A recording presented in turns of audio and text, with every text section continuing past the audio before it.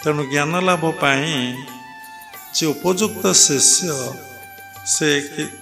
केबे कौनसी पुस्तक पढ़िबार आवश्यकता नहीं।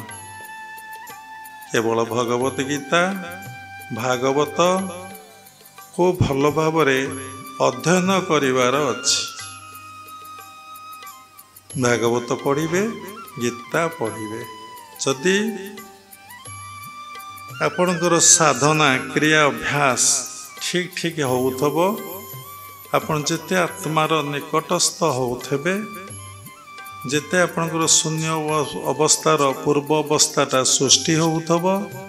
आपण शास्त्रर मर्म को सेते धीरे धीरे भल भावरे आपण बुझी पारिबे। आज जा बुझिचंती जदि साधना करी करी चली थेबे क्रिया अभ्यास करी चली थेबे काली ताको आउ गोटे प्रकार बुझिबे। पुणी जदि साधना रे सबु बळे मन रही थबो आपण आउ गोटे गोटे प्रकार बुझिबे। तेणु बहुत बेटर मो मतरे आम दीर्घ 40 वर्षर साधनार अनुभूति अनुभवर कथा आपण मानकु कहूचु। कौनसी शास्त्र पढ़िबार आवश्यक ना। शास्त्र अध्ययन करा जाउची अलग लोक बुझिया पाई अलग लोक को कहिबा पाई अलग लोक को सचेतन करेबा पाई। जदि साधना पाई आपनकर व्याकुलता अछि क्रिया अभ्यास पाई व्याकुलता अछि एवं साधनार सर्वोच्च शिखरे पहुँचबार आवश्यकता अछि ताले गुरु आपण पाई यथेष्ट। गुरु जो उपदेश देवे जो एडवाइस देवे जो निर्देश हमको देवे ताको संदेह और संशय न करी आमे से कथा पर विश्वास रखी श्रद्धार सहित जो कौशल देइथबे ताको जदि आमे पालन करिबा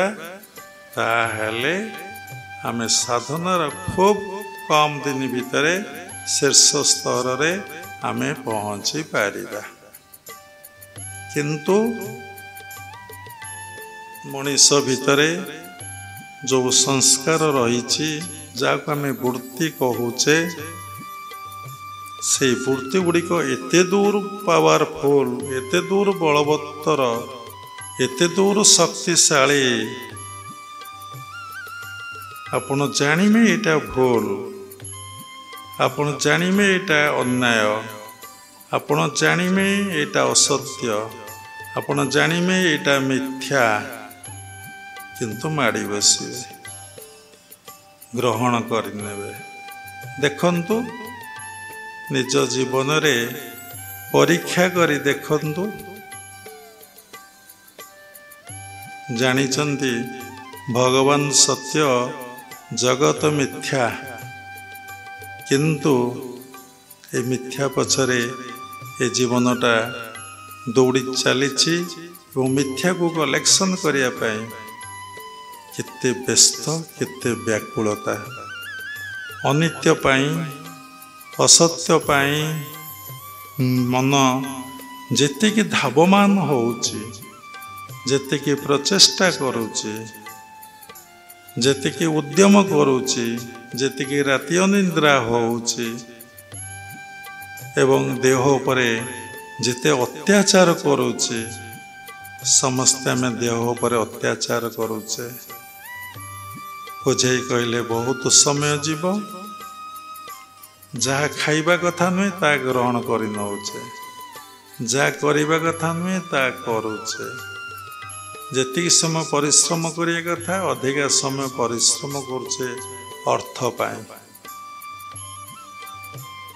जेतिक समय भगवत चेतन रे समय काटिया कथा सेतिक समय आमे न काटी आमे कौन करूचे ना शरीर पर अधिका समय आमे दउचे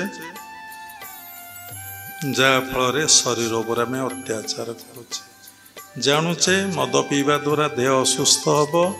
ताको मदपान कर जानिमे निशा खाइबा द्वारा देह खराब हम आमे से निशा को खाऊचे जानुचे विष पीवा द्वारा मृत्यु हम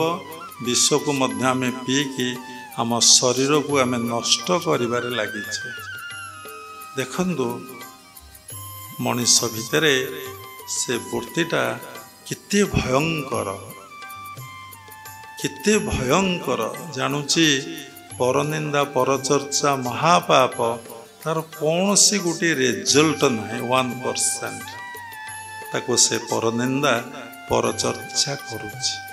जानूची आ द्वारा महापाप अर्जन करुची ताको मध्य से करुची एवं से जानिची मु जने विश्वासघातक। कौन है विश्वासघातक? विश्वास रे से आघात सृष्टि करिछि एवं जो कथा करिबा कथा नुहे से काम को से करिछि।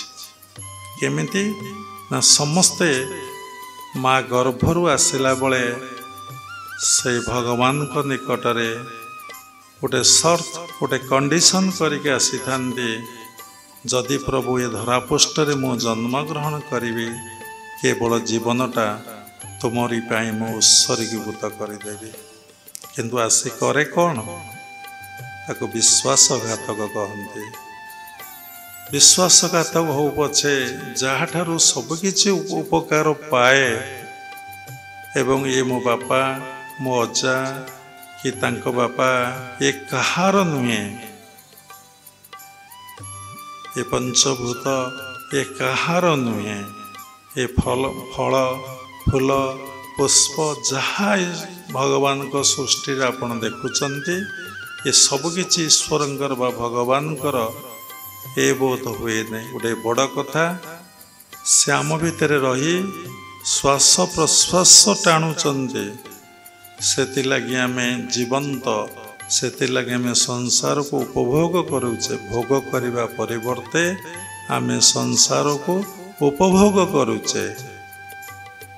किंतु से भगवान को प्रति आमर कृतज्ञता जम्मा नाई काटू उपकार पाइले आमे थैंक्स कहूचे थैंक यू कहूचे किंतु ईश्वर ठारू एते उपकार पाइला परे से आमर सबु किछि